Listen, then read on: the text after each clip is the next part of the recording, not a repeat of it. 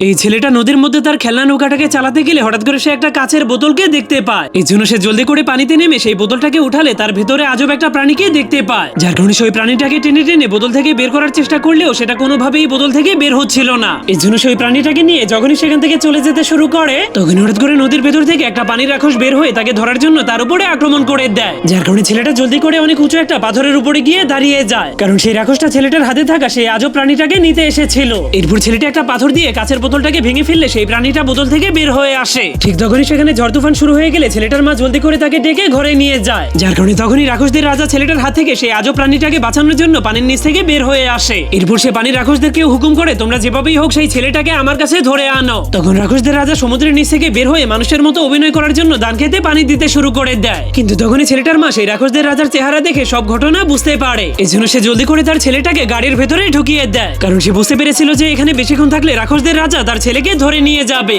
এই জন্য সে ফুল স্পিডে গাড়ি চালিয়ে সেখান থেকে পালাতে শুরু করে দেয়, যা দেখে রাক্ষসদের রাজা একদমই বোকা হয়ে যায়। তো বন্ধুরা, এর পরের পর্ব দেখতে চাইলে কমেন্টে পার্ট 2 লিখে দিন।